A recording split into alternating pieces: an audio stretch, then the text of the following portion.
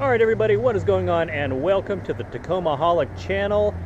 We got a fun video today, a fun themed mod video, which you know I love to do. I got a few more lined up for the near future, but today we will be tackling 3 mods you might not want to do to your Tacoma if you plan on doing any off-roading. Okay, so before we start, I just want to get it clear, I'm not picking on these mods in any way, so if you have any of these mods on your truck, don't feel like I'm knocking on it. There's nothing wrong with them. This is just my personal opinion from personal experience on why you should avoid these mods if you do plan on getting off-roading. So without further ado, let's get it on!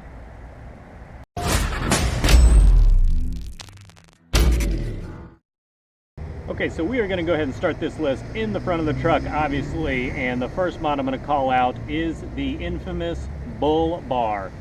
If you do not know what this is, what a Bullbar is, it is effective if you need to mount some lights on the front of your truck. Though personally I think there are more creative ways to do it, where you can mount them in the grill or use other type of lighting solutions. But what a Bullbar is, it mounts to the underside of your front cross member here, and it sort of hangs up. It sticks out probably about 6 or 7 inches from the front bumper, and usually goes up. You can actually see exactly how high it goes up right here, because you can see this rub mark I have in my paint. So the reason I'm putting this on the list, and the second mod I'm going to name in just a second, shares this theme of it gives you a false sense of protection.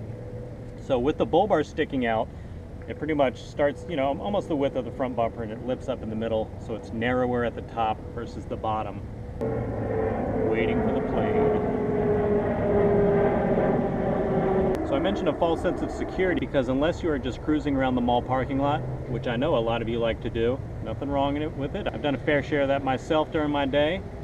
People seem to think once they have the Bullbar installed, they'll be able to hit stuff and that'll protect their front bumper. And unless it's a shopping cart at the grocery store or anything like that, really, as soon as the Bullbar gets hit, what it's going to do is it's going to go back and hit your bumper, as you can see with the line on mine, and rub your paint, depending on how bad you get hit.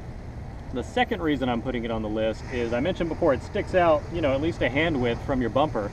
So all that is really going to do is just rob you of that a little bit of approach angle when you're trying to get over obstacles. So that will hit, and again, as soon as that gets hit and contacted, it's going to end up damaging the front of your truck. I mentioned earlier they are decent for mounting lights, but again, you can probably be a little more creative with your mounting solutions for lights.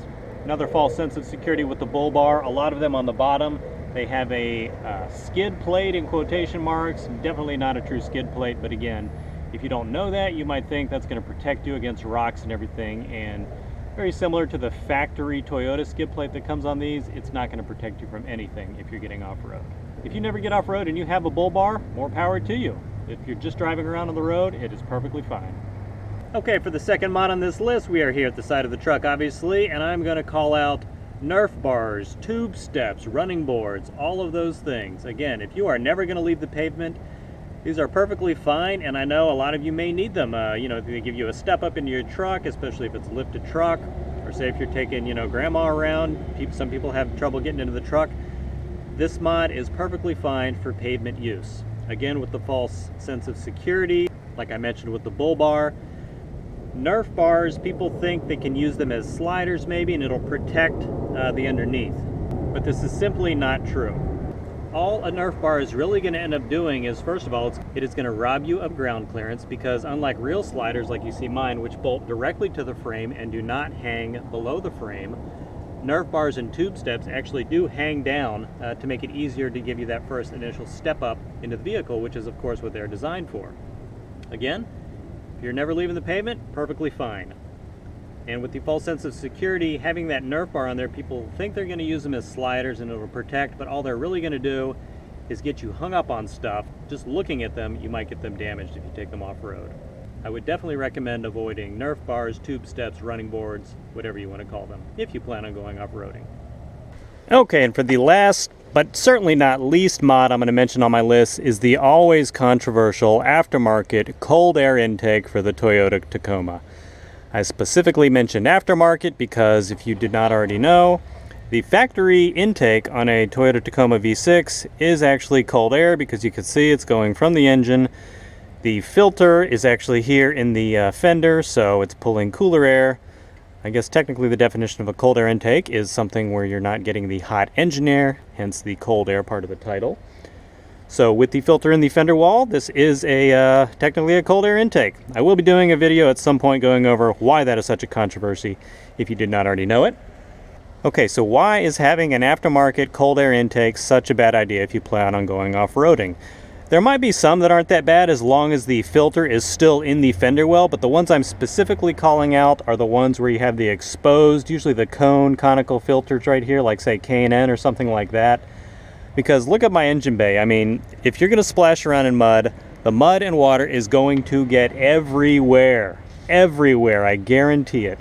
If you have an exposed filter right here, well, obviously that too is going to get soaked in mud, and that's just going to increase your chance of sucking some of that junk into the engine, which hopefully I don't have to tell you is something you would want to avoid at all costs. That is the main reason why I would recommend not getting an aftermarket cold air intake that has the exposed filter if you do plan on going off-roading. Okay everyone, that is it for this video. I hope you found it enjoyable, and hopefully maybe you learned a thing or two about some mods to potentially avoid if you plan on going off-roading. If you did, please consider subscribing and comment below and let me know of other mods you think I should have added to the list. Maybe I could do a follow-up list. Hopefully I didn't step on anyone's toes. My main point in making this video was to help you guys probably save some money that you can put towards actual mods that will help you off-road and prove beneficial and protective to your truck. Personally, I did have Nerf Bars and a Bullbar on my truck at one point, and as I'm just helping you learn from my mistakes, and those things are definitely not cheap, so you can put that money to better use. I do not plan on getting a aftermarket cold air intake at any point, but the other two, yes, I certainly did. I hope you enjoy the rest of your weekend, and I will see you in the next video. Have a great day.